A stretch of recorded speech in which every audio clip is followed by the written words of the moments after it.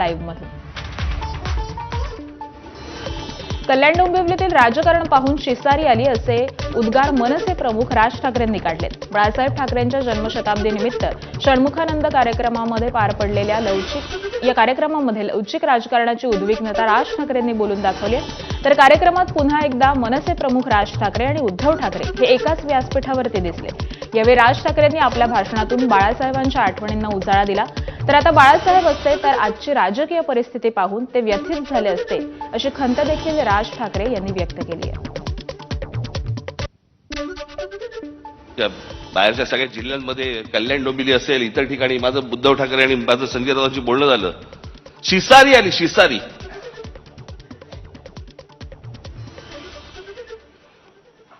ज्याला व्यथित व्हायला म्हणतो ना आपण की काय चालू आहे कुठे नेतोय आपण। पण आज महाराष्ट्राची आणि देशाची जी राजकीय परिस्थिती निर्माण झालेली आहे म्हणजे गुलामांचा बाजार, हे सगळं चित्र पाहिल्यानंतर आज मला असं वाटतंय बाळासाहेब नाही येत ते बरं आहे। तो माणूस किती व्यथित झाला असता की हे सगळं चित्र आज जे महाराष्ट्रामध्ये उभं राहिलेलं दिसतंय समोर, की जसे ते पूर्वी 200-100 वर्षापूर्वी नाही का ते चावडीवरती उभे राहायचे आणि माणसांची लिलाव चालायची, आज तसे महाराष्ट्रामध्ये लिलाव चालू आहेत। बाळासाहेब ठाकरे यांच्या जन्मशताब्दीनिमित्त उद्धव ठाकरेंनी आपल्या भाषणातून सत्ताधाऱ्यांचे वाभाडे काढले। जे शिवसेना संपवायला निघाले होते त्यांना आम्ही आमची ताकद दाखवून दिली आहे। दिल्लीश्वरांच्या समोर महाराष्ट्र झुकणार नाही हाच विचार बाळासाहेबांनी आम्हाला दिलाय। दरम्यान कप्ताने पक्ष चोरला तरी निष्ठा चोरता येणार नाही, तर जनतेचे आता विरोधकांना त्यांची जागा दाखवून देईल अशी टीका ही उद्धव ठाकरेंनी भाजप आणि शिंदेंवरती केली आहे। झाड म्हणते यातना होत आहेत, ते घाव बसत आहेत त्याच्या यातने वेगळे आहेत। पण हा जो कॉन्ट्रॅक्टर, हा जो व्यापारी आलेला आहे, व्यापारी तो ज्या कुऱ्हाडीने माझ्या मुळावरती घाव बोलतो त्या कुऱ्हाडीचा दांडा सुद्धा माझ्या लाकडापासून बनवला गेलाय, त्याचं जास्त दुःख होते। ते कुऱ्हाडीचा दांडा गोताच काळ, हे असे सगळे कुऱ्हाडीचे दांडे, आपलेच दांडे आपल्या मुळावरती घाव घालण्यासाठी हे दोन व्यापारी वापरतायत। काय आपल्याला राग येतोय? नाही येते। शिवसेना हा केवळ राजकीय पक्ष नाहीये आणि भाजपला जर का असं वाटत असेल की शिवसेना ते संपवतील, शिवसेना तुम्ही संपू शकत नाही, कारण शिवसेना हा पक्ष नाही, शिवसेना हा विचार आहे, शिवसेना हा भूमिपुत्रांचा अंगार आहे आणि शिवसेना म्हणजे अन्यायग्रस्तांच्या हृदयामध्ये पेटलेली मशाल आहे, ती तुम्ही विझवू शकत नाही, अजिबात विझवू शकणार नाही। सर्वसाधारण गृहिणीला शिवसेनेनं नगरसेवक केलं, 100 पराभव झाले तरी असा एक विजय आनंद देऊन जातो असं वक्तव्य कालच्या कार्यक्रमामध्ये उद्धव ठाकरेंनी केलंय। ज्या नगरसेविकेचा उल्लेख ठाकरेंनी केला त्या स्नेहल शजवकरांनी देखील आपल्या भावना ह्या व्यक्त केल्या। जेव्हा माणसं विकली जातात तेव्हा वाईट वाटतं आणि मग असं वाटतं की या लढाईला काय अर्थ आहे की नाही। पण त्याच वेळेला बातमी येते की शिवसेनेने एका साध्या गृहिणीला नगरसेवक केलं, तेव्हा अभिमानाने ऊर भरून येतो,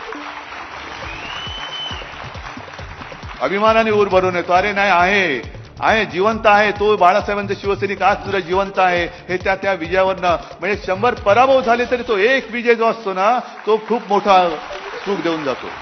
प्रसंग एवढा आनंदीदायी आहे, खरंच खूप आनंदीदायी आहे की माझ्याकडे आता शब्दच नाहीयेत त्या ह्याला व्यक्त करायला की काय सांगू आणि कसं सांगू। आणि एवढं खरंच एक सर्वसाधारण गृहिणी म्हणून साहेबांनी माझं नाव इथं घोषित केलं आणि घेतलं, ते एक सर्वसाधारण गृहिणीला आपल्या शिवसेना पक्षाने एक संधी दिली, हे आज सगळीभर चर्चा होत आहे, हेच ऐकून मला खूप आनंद होत आहे। महाराष्ट्र काँग्रेसनं भाजप आणि एमआयएम युतीचा फोटो पोस्ट केलाय। एआय निर्मित फोटोवरती दोन भाऊ, दोघेही विनाशकारी असं काँग्रेसनं लिहिलेलं आहे। देवेंद्र फडणवीस आणि इम्तियाज जलील हातमिळवणी करतानाचा फोटो काँग्रेसनं पोस्ट केलाय, तर महाराष्ट्र काँग्रेसनं हे फोटो पोस्ट करत भाजपला डिवचलेलं आहे। मीरा भाईंदर महानगरपालिका निवडणुकीमध्ये भाजपनं स्पष्ट बहुमत मिळवत सत्ता काबीज केली असली तरी विरोधी पक्ष म्हणून काँग्रेस शिवसेनेच्या नगरसेवकांनी एकत्र येत शहर विकास आघाडीची स्थापना केली आहे. तशी माहिती परिवहन मंत्री प्रताप सरनाईकांनी दिली आहे. यामुळे महानगरपालिका नियमांनुसार सत्ताधारी पक्ष या व्यतिरिक्त सर्वाधिक संख्येचा गट असलेला पक्ष किंवा आघाडीला विरोधी पक्ष नेता पदाचा अधिकार मिळतो आणि त्यानुसार शहर विकास आघाडी ही महापालिकेतील सर्वात मोठी विरोधी आघाडी ठरत असल्यामुळे विरोधी पक्ष नेते पद मिळण्याचा मार्ग हा मोकळा झालाय. दरम्यान महापालिकेमध्ये एकूण 95 नगरसेवक हे निवडून आलेले असून कायद्यानुसार 5 स्वीकृत नगरसेवक हे नियुक्त होणार आहेत. ठाणे महानगरपालिकेमध्ये राष्ट्रवादी काँग्रेस शरद पवार पक्षाचा स्वतंत्र गट अधिकृतपणे स्थापन करण्यात आलाय. पक्षाचे राष्ट्रीय सरचिटणीस आमदार जितेंद्र आव्हाड यांच्या मार्गदर्शनानुसार आणि प्रदेशाध्यक्ष शशिकांत शिंदे यांच्या मान्यतेनं ही गटस्थापना करण्यात आलेली आहे. जिल्हाध्यक्ष मनोज प्रधान यांनी 12 नगरसेवकांच्या गटाची माहिती कोकण विभागीय आयुक्तांकडे सादर केली. दरम्यान ज्येष्ठ नगरसेवक अशरफ उर्फ शानू पठाण यांची ठाणे महानगरपालिका गटनेतेपदी निवड करण्यात आलेली आहे. तर सलग तिसऱ्यांदा निवडून आलेले अशरफ पठाण यापूर्वी विरोधी पक्षनेते म्हणून देखील राहिलेले आहेत. त्यांच्या निवडीमुळे पक्षाची भूमिका ही अधिक बळकट झाल्याचं मानलं जात आहे. भिवंडी महानगरपालिकेमध्ये भाजपकडून गटनेते आणि महापौर पदासाठी हालचालींना वेग आलेला आहे. 22 जागांसह दुसऱ्या क्रमांकावरती असताना देखील भाजपनं सत्ता स्थापनेसाठी राजकीय गणितं ही जुळवायला सुरुवात केली आहे. गटनेतेपदासाठी यशवंत टावरे, प्रकाश टावरे, संतोष शेट्टी, नारायण चौधरी, सुमित पाटील आणि वैभव भोईर यांची नावं चर्चेत आहेत. तर अंतिम निर्णय प्रदेश पातळीवरती होणार आहे. तर महापौर पदासाठी नारायण चौधरी आणि सुमित पाटील यांची नावं आघाडीवर आहेत. सध्याच्या समीकरणानुसार भाजपकडे बहुमताचा आकडा गाठल्याचा दावा करण्यात येत असून भाजपचाच महापौर हा निवडून येईल असा विश्वास भाजपच्या नेत्यांकडून व्यक्त केला जातोय. दुसरा महापौर पदासाठी सुमित पाटील आणि नारायण चौधरी यांनी मागणी केली आहे. त्यांच्यापैकी पण कोण आहे ते प्रदेशावरून जसा कळवतील तसं आम्ही त्यांना निश्चित करू. म्हणजे आकडेवारीचा गणित आला शिवसेना भाजप युती आणि एक अपक्ष म्हणून आमच्यापर्यंत 35 हे पूर्ण झाले. इतर पक्षांना जसा सहकार्य भेटेल तशी आम्ही महापौर पदाची तयारी करू. चंद्रपुरात काँग्रेसमध्ये उभी फूट पडली आहे. खासदार प्रतिभा धानोरकरांनी स्वतंत्र गट स्थापन केलाय. 13 नगरसेवकांना घेऊन नागपूरच्या विभागीय कार्यालयामध्ये त्यांनी गट स्थापन केलाय. तर त्याचवेळी वडट्टीवार गटाचे नगरसेवक देखील विभागीय आयुक्त कार्यालयामध्ये पोहोचले. आमच्याकडे 16 नगरसेवक असल्याचा दावा करत धानोरकरांचा गट स्थापन करून घेऊ नये अशी मागणी वडट्टीवारांच्या गटातील नगरसेवकांनी केली आहे. चंद्रपूरमध्ये काँग्रेसचे 27 नगरसेवक हे निवडून आले. काही नाही, पक्ष आदेशानुसार ज्या पद्धतीनं माननीय प्रांताध्यक्षांना सांगितलं त्या पद्धतीनं असं ठरलं होतं की गटनेता हा प्रदेशाध्यक्ष देणार, महापौर हा माझा होणार आणि स्टँडिंग कमिटीचे चेअरमन हे आदरणीय विजूभाऊ यांचा होणार. त्यानुसारच सगळं ठरल्यानंतर या गोष्टी आता वेळेवरती त्यांनी गटनेत्याची मागणी केली. पण गटनेता प्रांताध्यक्षांना सांगितलं होतं की ना धानोरकरच्या गटाचा राहील ना वडट्टीवारच्या गटाचा राहील, गटनेता हा प्रांताध्यक्ष देईल. आणि प्रांताध्यक्षांना जे नाव दिलं त्याच नावाचा गटनेता आम्ही या ठिकाणी देऊन रीतसर आम्ही पक्षाचा गट या ठिकाणी फॉर्म केला. चंद्रपूर महानगरपालिकेमध्ये सत्ता स्थापनेच्या हालचालींना वेग आलाय. जनविकास सेना आणि MIM यांनी मिळून 4 नगरसेवकांचा महानगर आघाडी असा गट अधिकृतपणे स्थापन केलाय. नागपूरच्या विभागीय आयुक्त कार्यालयामध्ये या गटाची नोंदणी करण्यात आली आहे. या आघाडीमध्ये जनविकास सेनेचे 3 तर MIMच्या 1 नगरसेवकाचा समावेश आहे. दरम्यान जनविकास सेनेचे नगरसेवक पप्पू देशमुख यांची गटनेतेपदी निवड करण्यात आली आहे. चंद्रपुरात कोणत्याही पक्षाला स्पष्ट बहुमत न मिळाल्यामुळे सत्ता स्थापनेमध्ये मोठा पेच निर्माण झालाय.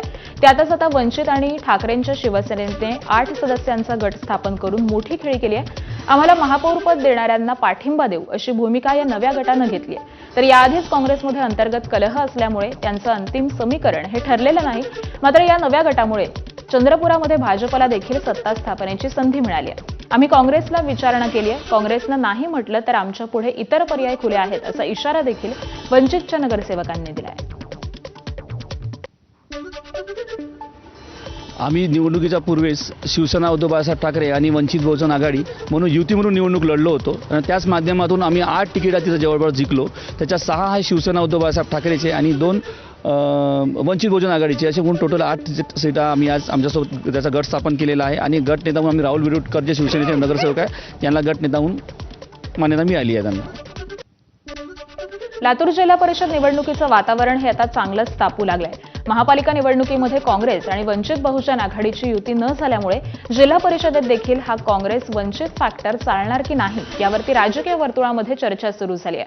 अहमदपूरमध्ये आमदार अमित देशमुख यांनी राष्ट्रवादी शरद पवार पक्ष, शेतकरी संघटना आणि ठाकरेंची शिवसेना यांच्याशी आघाडी झाल्याचं स्पष्ट केलं.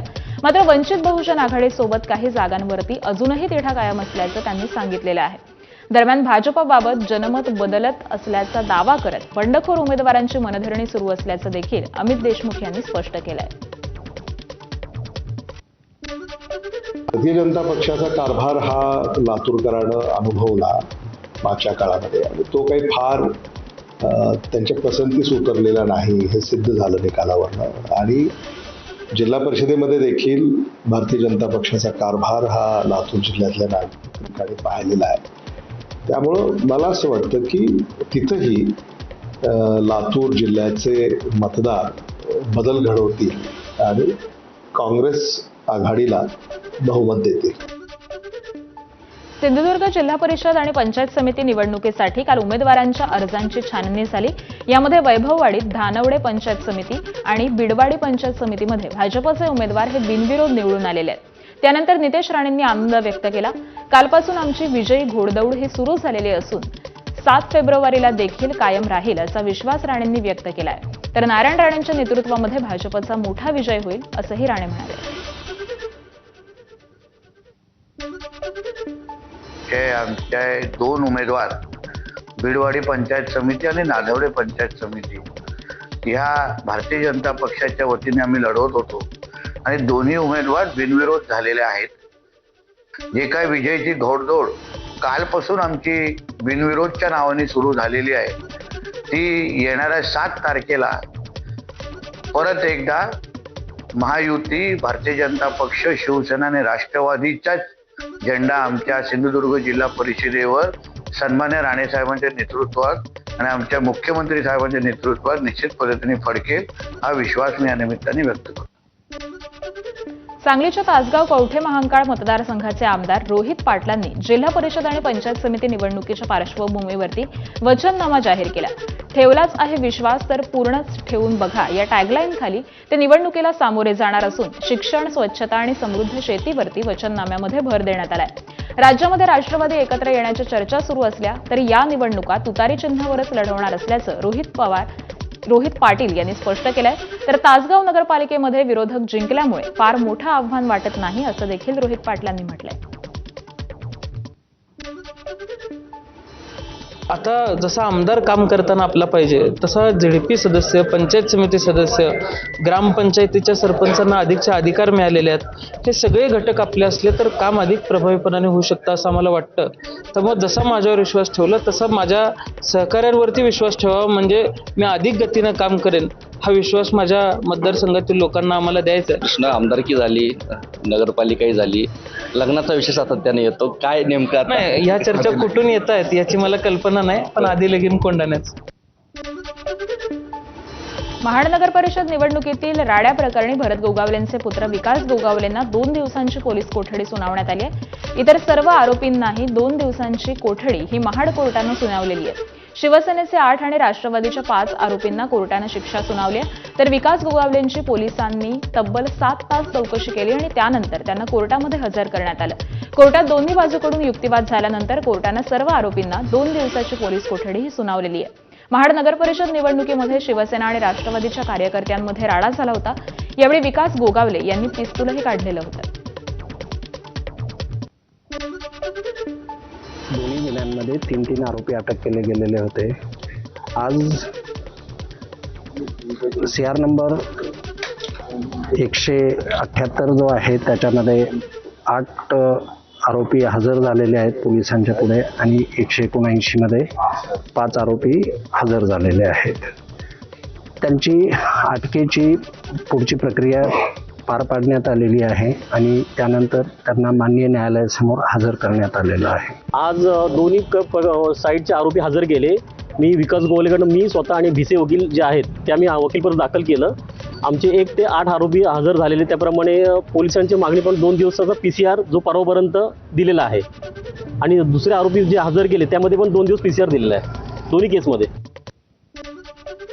महाराष्ट्र सदन घोटाळा प्रकरणामध्ये मंत्री छगन भुजबळांना मोठा दिलासा मिळालाय. मंत्री छगन भुजबळ यांच्या विरोधामध्ये ईडीनं मनी लॉन्ड्रिंगचा गुन्हा दाखल केला होता. गेल्या अनेक वर्षांपासून हे प्रकरण गाजत होतं. मुंबईतील विशेष न्यायालयानं छगन भुजबळ यांची या प्रकरणामध्ये निर्दोष मुक्तता केली आहे. भुजबळ यांच्याबरोबरच त्यांचा मुलगा पंकज भुजबळ, समीर भुजबळ आणि इतरांची देखील निर्दोष मुक्तता करण्यात आली आहे. आणि याच प्रकरणामध्ये छगन भुजबळ यांना 2016ला अटक करण्यात आली होती. 2 वर्षांहून अधिक काळ छगन भुजबळ हे तुरुंगामध्ये होते. 2018ला मुंबई उच्च न्यायालयानं त्यांना जामीन मंजूर केल्यानंतर ते बाहेर आले होते.